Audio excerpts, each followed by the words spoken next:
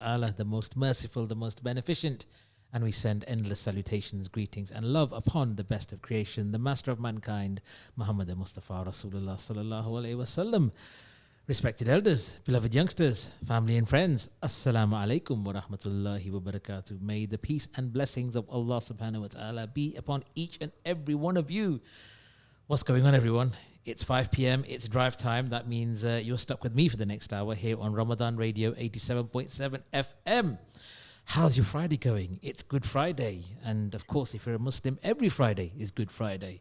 The sun is out. We're almost halfway through Ramadan and it is a long weekend. And I am here for all of that. Trust me, I needed that lie-in this morning and I'm feeling fresh and full of energy.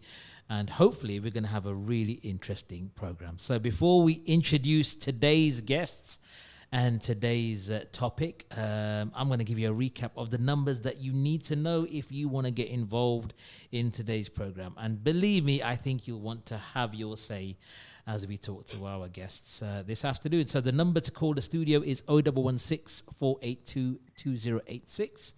If you didn't already know, and the number for the WhatsApp is 077 488 55055. It is Friday, the 15th of April. It's just gone 5 p.m. It's the 14th/13th of Ramadan, depending on when you started. And the sun is out, and I'm feeling good, and it's a weekend. So let's do this, folks. So before I introduce the guests, I just want to remind our listeners that Ramadan Radio 87.7 FM is doing its bit to fundraise for Leicester Hospital's charity. The Children's Hospital are raising money to buy Eid gifts for all the youngsters who will unfortunately and sadly be spending Eid day in the hospital. So my youngsters, my brothers and sisters, if you've got a few pounds that you would like to donate to them, please do. And put a smile on these young children's face. Remember, they're your brothers and sisters as well. And for whatever reason, Allah subhanahu wa ta'ala has not allowed them or not enabled them to be spending Eid at home this year with their families. So let's do our bit and put a smile on their face by giving them some money so they can have some Eid presents in the hospital as well. So check out www.justgiving.com/fundraising/Ramadan-radio. Right, that's all done. Time to introduce our guest today. So it's time for everyone to get on their bikes because joining me in the studio this afternoon, I am delighted and absolutely honored to say we have the Ride On Sisters. I have in the studio with me Sisters Maryam and Sister Saira, and joining me online on Zoom, I've got Sister Susan and Sister Arifa. Assalamu alaikum, sisters. We'll start with you, Maryam. Wa alaikum assalam wa rahmatullahi wa barakatuh. How are you? Alhamdulillah. Yes, thank you so much for joining us this afternoon. Really excited to have you here and learn more about what you guys do. So for our listeners, Ride On Sisters are a group that provide women with the opportunity to take up cycling, to learn how to ride a bicycle through the provision of qualified cycle trainers, ride leaders and bicycles. You help to support kind of new cyclists and those who are returning, getting on their bike. You know what they say? You never forget how to ride a bike, apparently. And you sort of allow them to sort of empower them with confidence so they can feel comfortable and indulge in their pastime of learning how to ride a bike. Is that right? That's right, yeah, absolutely. Great stuff. Right, so first question, I suppose, is how and why did this all start? Okay, so it just goes back to basically why I first got back into cycling. And that was back in 2010. Okay. So there's a bit of a story there where when I, got out on my bike and I didn't see women like myself, and I live in Highfield, so you didn't see anyone like riding. Muslim sisters especially, yes. Yeah, and Muslims, but also any other. I never saw any women on bikes like where I was anyway. So when I did start out, I was thinking I'm just getting stared at. So a couple of times I went and I said, no, I ain't doing this. And my husband said, right, no, you get out there, you're doing a good thing. Because I started taking my daughter out. Right. And the thing with that was, it's like she was on the PlayStation and... not active. And no. We all know what that's like. I've got teenage kids too, so I hear that. Yeah, part of that was also, I was unwell at the time. So I was advised not to do any high-packed activity. And I was quite an active person. So that had to stop. And I thought, well, what's the next thing? Well, it'd be like if I get a bike, she's already got one. If I get myself one, we could just explore the local area. And that's where it started. But it was just the stairs. I just think it was like making me feel really uncomfortable. Mm-hmm. And I know it's because I was wearing a hijab. And then, so I just cut that bit short. So that's where it started from. And I ended up becoming a cycling instructor. There's a story to that. And then, so I started leading my own cycling projects. And that was in partnership with Community Cycles, which is in town. And so Dwight would provide the bikes and I'll do the training. So I used to run sessions at Crown Hills mainly, and we've done a few at Spinney Hill. And the biggest one was Moat, because Leicester University, there was a project, they were doing research into Muslim women's physical activity. So we did a really big one at Moat, and that attracted so many women. I mean, I was really attracting, lots of women, but that was a really big one.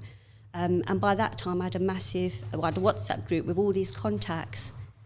So something needed to be done with all those contacts, because, I was just putting, projects on for those in the group. Like, okay, right, we've got a project on, who's interested, and they'd sign up. And then during the pandemic, obviously, everything just calmed down. And you know how it's been, where we've been encouraged. We were just resorted, just going to our local park. Leicester was we were locked down the longest. And me and my husband, like Spinney Hill, we never used to go to Spinney Hill much, but that became our, the go-to place. And then you started seeing more, women on bikes in Spinney Hill, and even riding with the kids, and it was such a nice feeling. But by that time anyway, we already had this vision for this group. And Susan was she was doing a world cycle tour at the time. I've been messaging her saying, look, I'm coming up with all these names for our group, what do you think? And I've also got other Muslim sisters, because I network with those around sure. Other parts of the UK. And I said, well, what do you think? I've got this other name. What about Samosa Saddles or Pagoda Pedals or something? So we're coming up with really funny names. We're having a good laugh. I won't mention some of the other ones that I said. And one of the other things was what about Sisters on Bikes? I said, well, that would be SOB, because some people, ride on... SOB, right. Ride on Sisters. When you abbreviate it, it's like Riders of Shami's Roz. So I was trying to avoid that at the same time, but that's what stuck with me, Ride on Sisters, because it's motivational, it's encouragement. It's an empowering message, most certainly. So when Susan said to me, that sounds, we both came up with that, that sounds like, that's a really good name. So we just went with that last year. I think it's great. And I really like the way you spelt Sistas, Sista. Yeah. So that's good. That was Susan's idea. That was Susan. So Susan, I'm going to try and come around to all of you. So bear with me. Susan, if I can come to you next, please. Tell us a bit about this World Cycle Tour. Oh, I see. Yeah. So, because Maryam was saying, she texted me whilst I was in Thailand, with all these different names. You were in Thailand with your bike, yes? Yeah, it was really funny. But I went cycling around the world for about 2.5 years. So I got back just before lockdown 2 years ago. And so I went to, I think, 15 or 16 different countries with my bicycle, eating lots of food, cycling a lot, and meeting a lot of people and learning a lot about different cultures. So you just decided to just say, you know what, I'm going to go cycle around the world. Not forget the park, forget the city. I'm just going to go around the world. Why not? I mean, it was suggested by a friend as well. So I mean, Maryam's story where she got back into cycling about 10 years ago. I suppose, I got back into cycling about 10 years ago myself. And I was cycling with other clubs. And then, as Maryam was saying, she became a ride leader. She became a breeze champion. And so, she put the first breeze ride on in Leicester, and I turned up to it. And Maryam's like, do you want to be a breeze champ? And I was like, no, why would I do that? So Breeze Champs is a British cycling initiative to get more women cycling. So we train as ride leaders and we volunteer our time to put rides on also. And so Maryam was trying to persuade me to do it. And I was like, no, why would I do that? But I did actually become a Breeze Champ. And I suppose it's one thing leads on to another. So then a whole group of us women, another friend who was a breeze champion, and I organised cycle touring trips across France, so from Bordeaux to Narbonne. And I think the first year we had 27 women cycling and camping across France. And over time we've done coast to coast and cycling around the UK as well. And so that just gradually built up over a period of time where I started touring more with my bike. And then one day, one of my friends said to me, why don't you go cycle touring? And I was like, whoa, but what about my cat and my mum also? So, and I did rehome my cat, and obviously my mum's okay and fine also. And so it took me about 2 years of planning. And so it was back in 2015 that I told everybody I'm going to cycle around the world, because I had to tell everybody I was going to do it, because if I didn't tell everybody, then I'd chicken out. And it actually took me about 2 years to prepare, and then I left the 5th of June 2017 and landed in Vancouver in Canada and started my journey visiting different places and going to places that I didn't think that I would ever go to, and just learning a lot and discovering a lot as well with my bike. Great stuff. Thank you so much, Susan. Right. Brilliant. I mean, I think you go around the world, there's a podcast in there somewhere, no doubt. But I'd like to come to Sister Saira now. So tell us about your involvement with the group. So when Maryam started doing the one at Moat Community College, I relearned how to ride my bike then. And since that... You'd forgotten? I'd forgotten. Oh, wow. Over the years of not being on a cycle since the age of 10, I'd forgotten how to ride a bike. And it did take me a few weeks, but I got back on there and never looked back. Yeah. And I've followed through with Maryam and Susan, and I've been going on to become a breeze champ as well. So you're all like big advocates and sort of, ambassadors for cycling. How about you, Sister Arifa? Tell us about why you got involved. So I got in touch with Maryam and Susan in November last year. I couldn't ride a bike at all. I've never learned how to ride a bike. I tried to learn before in the past. My dad had taken me to the local park and just said, you just get on it and you just pedal. That technique didn't really work for me. So I never really learned how to ride a bike, but I've always wanted to. My friends all ride bikes, and I've always found them quite inspiring, because they'll be usually one or two of the handful of hijabis that go on cycle marathons in London, and I kind of cheer them on from the sideline with my sisters who also don't know how to ride a bike, but I've always found them really inspiring to kind of representing us on these cycle rides. And I've always just wanted to learn, because it's a great sport, as it's easy on the knees, it's a non-weight bearing exercise, and it's something that you can do for forever, really, because, as I said, it's a low impact exercise on the knees. So I did 3 sessions with them in November and December, and by my 3rd session I could confidently ride my own bike. I had actually bought my own bike a year before that. During the pandemic, I thought I'm going to use the pandemic, because I was going to my local park at Victoria Park, going there for walks, and I thought this is a great opportunity to learn how to ride a bike. I used it. I kept the bike in the garden for about a year, didn't use it at all. And for my 3rd session, Dwight, who works with Ride On Sisters, actually took my bike, fixed it up, because it got a puncture and it wasn't working on the first day that I took it. And by the 3rd session, alhamdulillah, I could actually ride my own bike, having had it for a year. And then, if that wasn't enough for me, that was a great achievement to achieve through Ride On Sisters with Maryam and Susan. I actually took my mum just at the start of March for her first ever session with Ride On Sisters. My mum is 52 years old. She has never sat on a bike before. Mashallah. So to get her on a bike and take her to 3 sessions with Ride On Sisters, she didn't quite get both feet off the ground, but just getting her to sit on a bike and spend an hour on a bike trying to learn was an incredible achievement for her and myself. And we got obviously matching mother and daughter photos, thanks to Maryam and Susan. Brilliant. Absolutely amazing. I mean, really inspiring stuff. So we've had a text come in from a brother who said, my wife has forgotten how to ride a bike. So Sister Faz, if you're listening, here's the motivation. You've got no reason now not to relearn how to ride a bike or get motivated. So, I mean, I'm just on your website right now, and you guys seem to be doing so much. I mean, is this a full-time thing, or is there a day job? No, for me, this is my second job. Your second job. So what's the day job? My day job is at the Leicester Diabetes Centre. Oh, wow. Okay, so the benefits of cycling and what you do, you can they correlate quite easily. Yeah.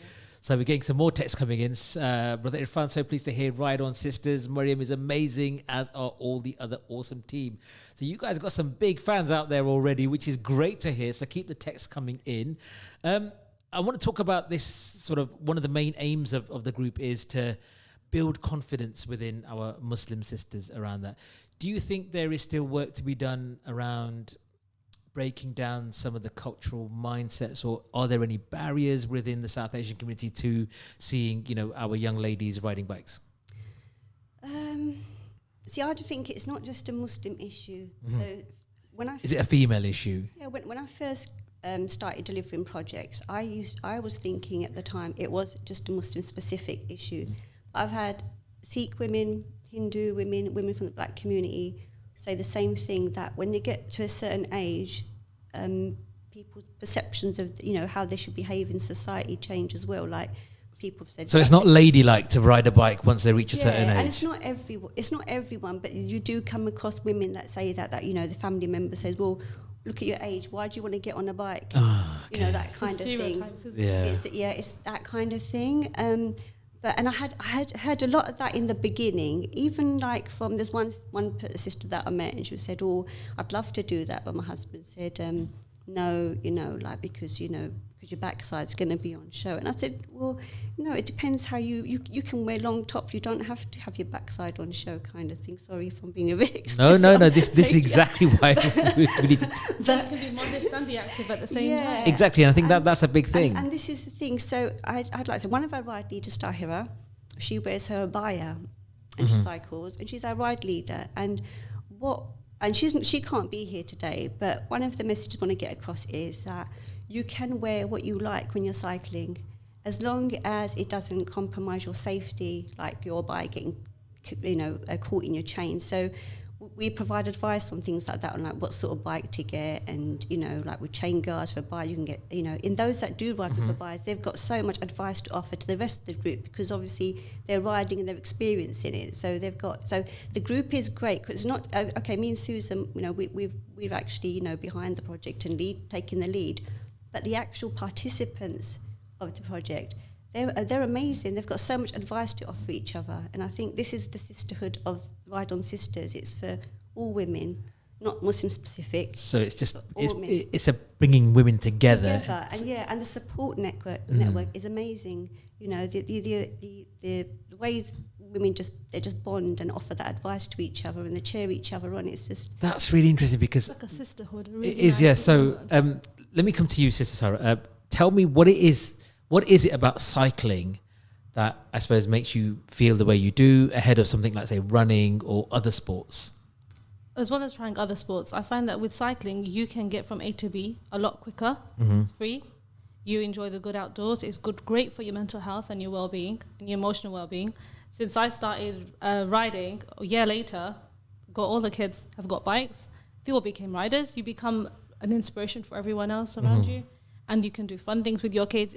Whether you're not you're a mother, you can still go. And I think it's like the things in your head. If you just say, I can do this, and you take the step and you take the plunge and you do it, everything else just follows. And then you realize that you're not the only one on the same journey. So many people on that same journey as you. Great stuff. So it's all about mindset. And we had Green Guardians yesterday talking about sustainability. So again, there's a big environmental message around taking up cycling.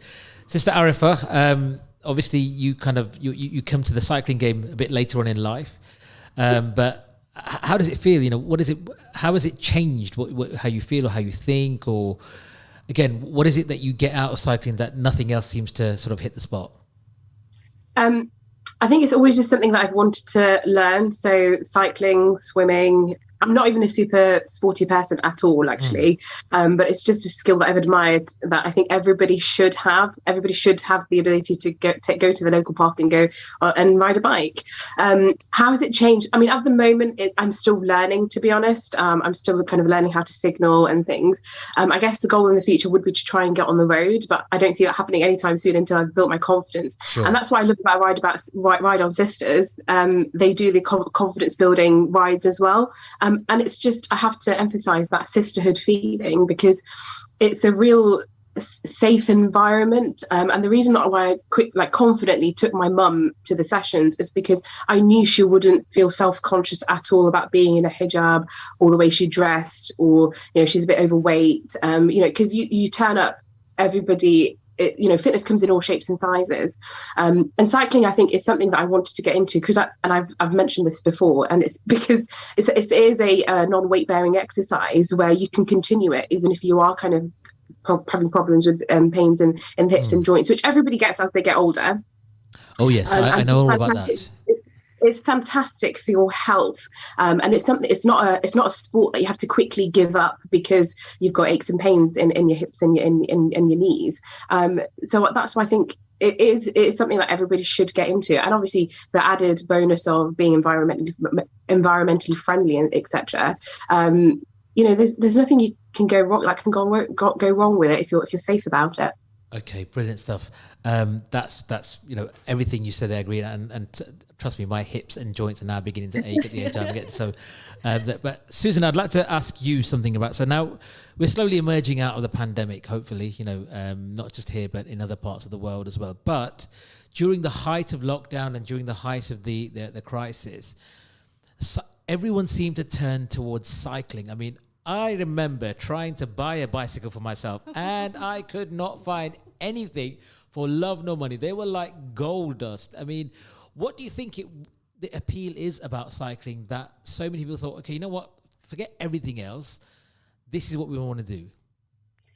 I think it's fun, it's sociable, and for me personally, you can get a far distance, you can see a lot more in a shorter space of time. So maybe because I've got a shorter attention span, but I find walking or hiking difficult because although it is beautiful, it's the same view for a long time. Whereas with a bike, it's you can go a lot further, see a lot more, and I think especially like a city like Leicester, for example, where it doesn't take you that long to get from A to B. So I live in the south of Leicester, but it wouldn't actually take me that long to get from where I am out to somewhere like Bradgate Park or to get into some greenery and countryside as well. So I think it just gets you out a lot more. But yes, as you were saying, during the pandemic, bikes were really, really hard to find, but also it was lovely to see so many people on their bicycles trying it again,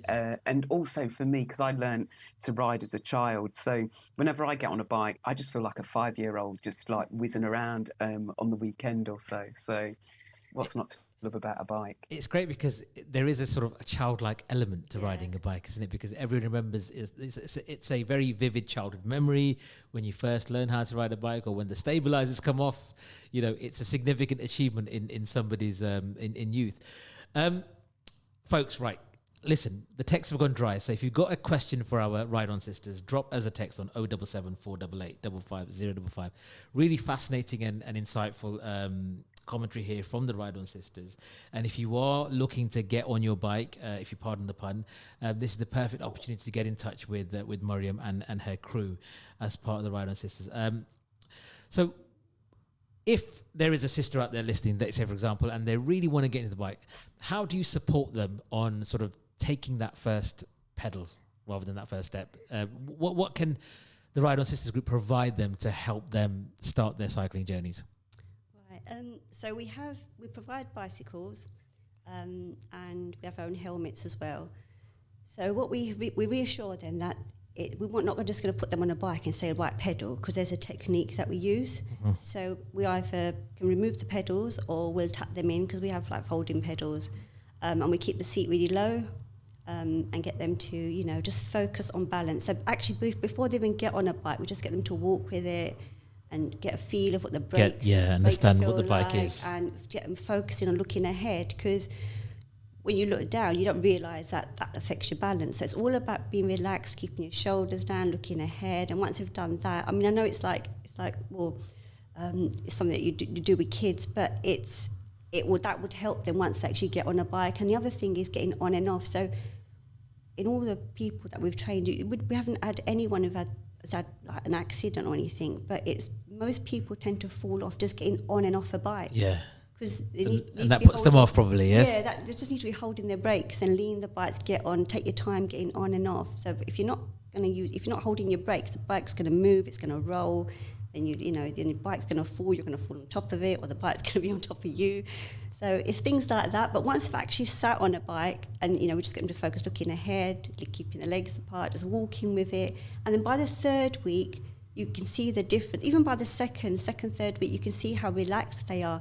It took me 3 weeks. I remember, Maria. It's when they get relaxed. That's when they're ready. That's when it helps with their scooting, and then they're ready to pedal. So it's building a relationship with the bike and taking control of the bike, and not letting the bike control you. Is getting to that. Okay. And everybody's at different paces. So we've had people that have learned to ride in 10 minutes.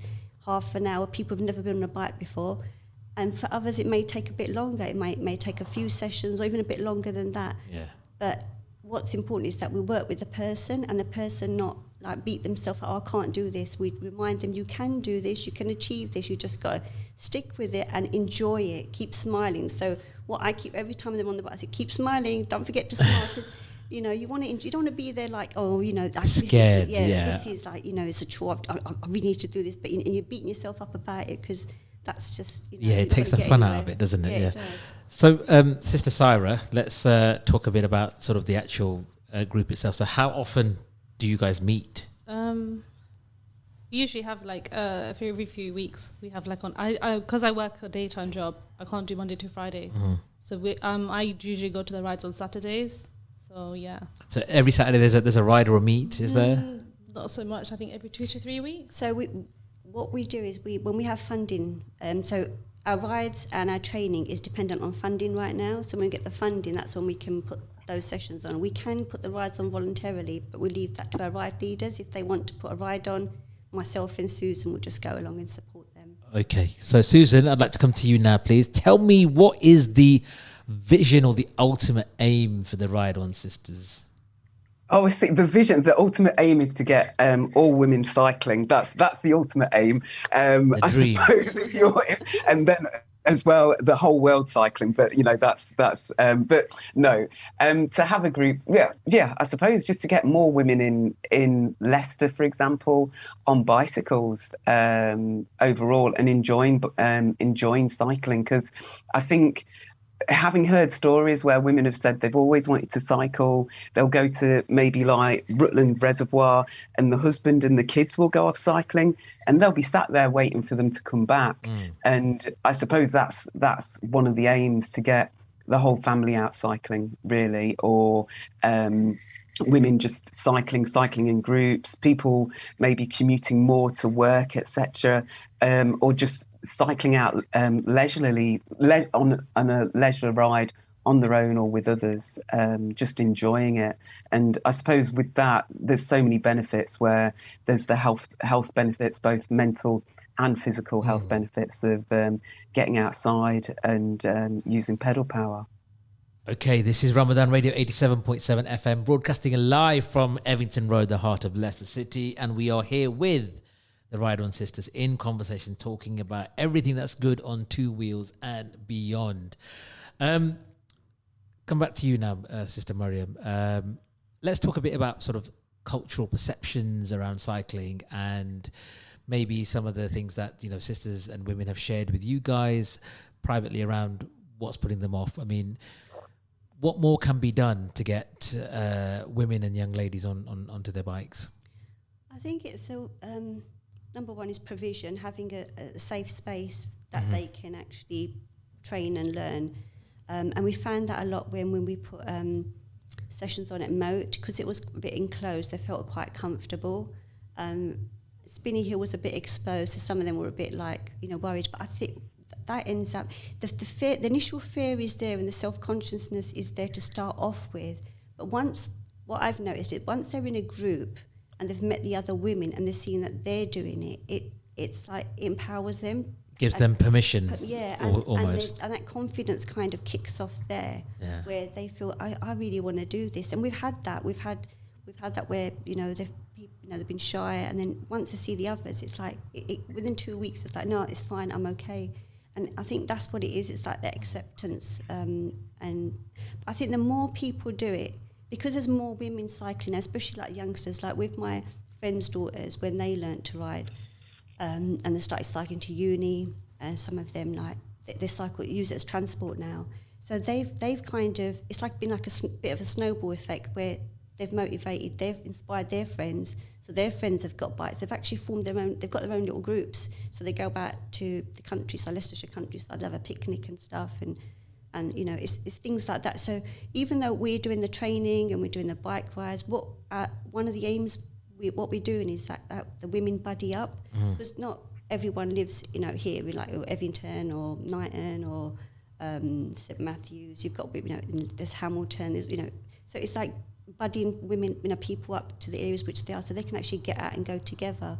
Or some of us are working, we're not going to be out all the time. So it's like, if that's what the group said, the WhatsApp groups, anyone free today? I'm going for a cycle ride. Oh yeah, okay, I'm free, I'll meet here. So it's things like that. But then it's also going back to communities as well. I don't, you do hear negative things from, how people may perceive them, but I think maybe less. What kind of things do you hear when you say that? I think it's to do with the dress. Oh, like somebody said, I'll give you a typical example. So there's a lady in Highfields, I'm not going to mention the name, she was in her 60s, she had a abaya and niqab, and she was coming along to the sessions, and she loved it because she cycled in South Africa, and so since she came to the UK, she's never been on a bike. So she was coming to the sessions, and she hadn't told her husband. She just was worried about what her husband was going to say. Fear of judgment, was it? But what she was doing after the session, she was walking home with a helmet on her head. Classic. So when she walked out, I said, "Where do you think you're going?" She goes, "Your husband's going to know what you're up to now." But she said that she bought a bike. She bought a bike from Community Cycles, but she didn't take it home. She left it in the alleyway of the property. Because she was a bit worried about what people might think. And then she'd get out after Fajr and go to Spinney Hill and start riding. And this is a woman in her 60s. She'd be riding around in Spinney Hill. And she'd go back and then she said about a couple of months later, her husband said to her, "Is that your bike in the alleyway?" So he knew that she'd been... But he didn't say anything. He was, he smiled and he was happy. Oh, that's but so it's lovely. It's like what courage, what are people going to say? And because I live in Highfields, I said, like, okay, look, I'll take you out, So I took her out on the roads, and then you get these. The problem with our community is that they hoot and move out of the way kind of thing. But I, being a cycle trainer myself, I had to protect her, so I stayed out while she cycled, enjoyed being on the road, and these. BB move out the way, and I just put my hand up and just wave, and then they calm down. That's so rude. But at the same time, me, because I cycle quite a bit, and I've not really had anything said to me, and people are generally nice, apart from you get close to the junction and they see you coming and they just pull out. That's common when you're driving as well. But it's things like that, especially when you get to a certain age, that you shouldn't be doing that. You'll be the laugh of the community, that kind of thing. Forget the community. That's what I say. But But I see. What I came from, my background is I didn't grow up in a Muslim family, and my granddad he never did sports, but he made all his grandchildren do sports and in anything. So we were in the 70s, I can give my age away, so in the 70s, I'm in my 50s, right? So ladies, whoever's listening. Mashallah, you look very well for it, I have to say. I'm in my 50s, and people say, oh, Maryam, we won't believe you're in your 50s. Yeah, well, maybe it's cycling, maybe I got some good, alhamdulillah. But my granddad really encouraged all the kids, his own, and my uncles and aunts, my aunt much older than me, and he got us doing a lot of sporting activities, regardless of gender, and I think for me that's where that comes from. So I never that's really important. I think never really grew up with barriers like that. That's a very powerful thing. I became my own barrier because I believed that it wasn't for you. It wasn't. I taught my kids how to ride. I should jump on their bikes at any opportunity. But when I became Muslim, I sort of like put that barrier on myself that this isn't acceptable. But I know how it's benefited me. And when I started cycling, my husband started getting out with me. So we started going to the Leicestershire countryside, except he'd zoom off. And then I'd be in a bad mood that he zoomed off. And then I'd be sulking on one side of the road and him on the other side, and I didn't eat my sandwiches. So I prefer cycling with the female company. Excellent. There's one thing I want to say. Go on, Sarah. When I cycled with Susan, she's always said to me, if someone who ignore them, you have the right on the road just as much as they have a right on the road. That's true, though. Yes. And that has really changed my mindset now. So I'm on the road. If you see me on the road with a helmet, you got to get past me. But listen, I mean, the great thing about the pandemic, we've seen an emergence of cycle lanes all over the city, which is encouraging people to get out and be more safe on the roads, because Evington Road it's chock full of cars night and day. So I think that's a really good initiative. Arif, I'd like to come to you and ask, what was the reaction of your family or friends or people when they found out about your newfound love of cycling?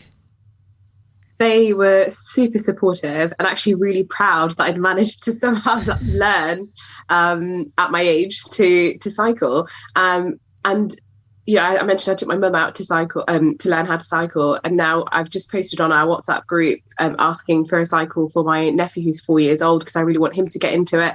And then his mum, my sister, can't cycle, so she's just like, well, if you can learn, and I'm only 2 years older than you, I can learn as well. Exactly. So she's hoping to take up sessions with Ride On Sisters. So I've had nothing but encouragement, and people saying they're super proud of me to learn how to cycle. So it's all been very, very positive. And I have to say, I've not been subjected to kind of the negative comments or anything like that at all. I guess I'm in a very privileged position without really realising it. But I have to say, the impact Ride On Sisters have had is probably they're never going to be given full credit for it, because like Maryam mentioned, it's like a snowball effect. Sure. I was the first to learn in my family. Now I've taken my mum. Now my sister will hopefully join if they get funding for their summer sessions on Saturday, because she works Monday to Friday, hoping to get my nephew into it. It is a snowball effect, like she said, and actually the impact they have, what you see is probably far more actually what they've achieved for the community around us. And I guess I should also take this opportunity while I can and say just a very heartfelt thank you from all the sisters. You see the WhatsApp group full of excitement and so much awe and so much thanks and gratitude to Susan and Maryam for what they've done and what they've taught us. So thank you both so much for bringing cycling into our lives. That's incredible. I mean, that just must be, like so wonderful, because such an inspiration, you're making a difference just through a simple thing like cycling. And I have to say, they're so modest. Both Susan and Maryam are so modest. They just talking to them today. Susan, I think on session 3 told me she'd just casually cycled around the world for 2.5 years, and I was like, what? Surely that's something you say, first up when you're trying to be an instructor. And Maryam, I mean, until even today's radio show, I hadn't actually realised how many awards she'd won. Okay, so tell us about some of the awards that she's won then, come on. So modest. And, such good instructors as well, so supportive. So thank you so much, both of you. Just give us a flavour of some of the awards that she's won, Arifa, because she's too modest to tell us. Oh, I don't know the actual terms. I think Susan's probably better. Yeah, Maryam's really modest. So there was the BEDSA Awards, the British Ethnic Diversity Sports Awards, and she won Local Hero for that. Come on, Local Hero, there we go. Yeah, and then also there was an award that was given to her for volunteering by, at the time, David Cameron, because every day, somebody who has done a lot for their community, I think, is it a star or something like that? So she's like been given awarded a star by the Prime Minister at the time as well. She's also one of Cycling UK's 100 women in cycling as well. But also, yes, she was a cycling dove. The 2012 Olympics in the opening ceremony. She's really quiet about this, so it's good that I can say it all. Mind blown. Yes, in the Olympics, you've got the opening ceremony, and she was in the opening ceremony as one of the cycling doves as well. She keeps that quiet. And if was it Ramadan as well during that time? Wow. Sorry, go on, carry on, Susan. No, that's a few off the top of my head. There's some others, of course, that I've missed, but that's just a few off the top of my head. So I am officially in the company of greatness right now. Is that what you're saying, Susan? Yeah. No. Someone's at an Olympic level and does so much. Listen, no, honestly, may Allah subhanahu wa ta'ala reward you for everything that you're doing. I think it's really brilliant, and I think we need more initiatives, more groups like this to empower our young ladies. I mean, I have a 16-year-old daughter, and I hope she's listening, and I hope she can take something away from this. But I think it's absolutely fantastic. And I, again, encourage both my kids, son and daughter, to get on their bikes a couple of years ago, and they loved it, and they absolutely did. We're running out of time. We've got about 5.5 minutes left. So I'd like to give you the opportunity to kind of make a call to action to the sisters who are listening about how they can get in touch if they're thinking about getting on the saddle. Susan? Well, I suppose you'll find us on social media, on Instagram and Facebook, and also we have a website, and it is a matter of Googling Ride On Sisters, and as Irfhan said, Sisters, which is spelled Sistas. And so if you Google us, you'll find us, and drop us an email or contact us via Instagram, and we'll head you in the right direction to signing up to our next set of Learn to Ride sessions and confidence building rides, which will be starting next month or so, and get you out on your bike, really. Brilliant. Maryam, what would you like to add to that? Same as what Susan said. Just find us on social media and just get in touch, and we'll add you to the WhatsApp group. Hopefully we'll be having some more sessions soon. So it'd be nice to see some new faces. Inshallah. So Sister Saira, do you know, or what's in the pipeline for Ride on Sisters? What's next as part of your growth development? Are you planning any events, any charitable things like what Riders of Sham do? Are you cycling anywhere to raise money? Yeah, well, I've always said to the sisters that if they ever wanted to do something for charity, I'd be there to support.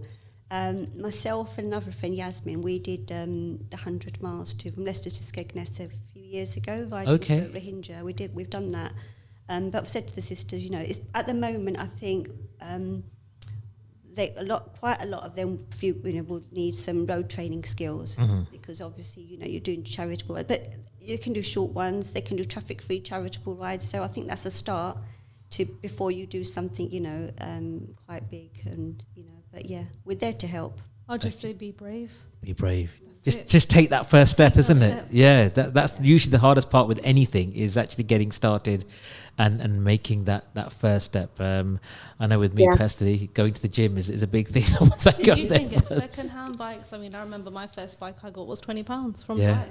But you can never go wrong. And I think we always start off with like a heavy mountain bike, because that's what when you think of a bicycle, that's the one that you usually go for. But once you discover what kind of cycling you enjoy, then you can progress on to getting either a hybrid or a road bike. But at the moment, we don't want people to think about that. We just want them to pluck up the courage, come along, get in touch, and even and if you come to discover the sessions and just watch, and you'll be taken away. When you see what you see, you'll be like, wow, I want to be part of that. You know what? I'm going to tell my wife now when I go back home and said, right, you need to do it, because she's been talking about riding a bike.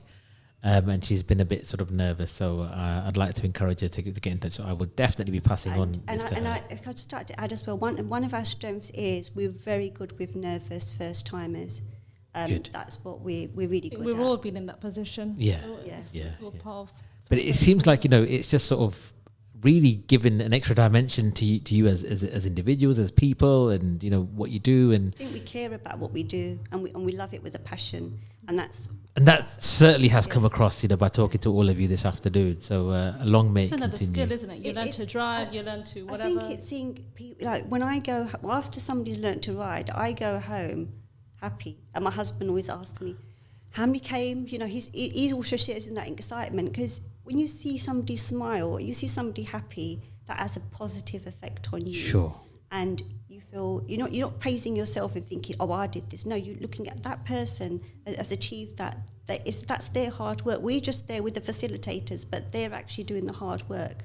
It's them. But you share in their joy when yes, they we achieve do, something. absolutely. Yes. Yeah, you made them take a step in Exactly. to changing their life the way they wanted to. Exactly. Right, we're fast running out of time, so I'm going to give each of you 10 seconds to kind of say what you'd like to our listeners. I'll start with you, Sister Saira. Come to Ride on Sister sessions. Get a bike. Use one of the bikes, and you'll never look back. Fantastic. Maryam, you can do it. You can do it. Susan.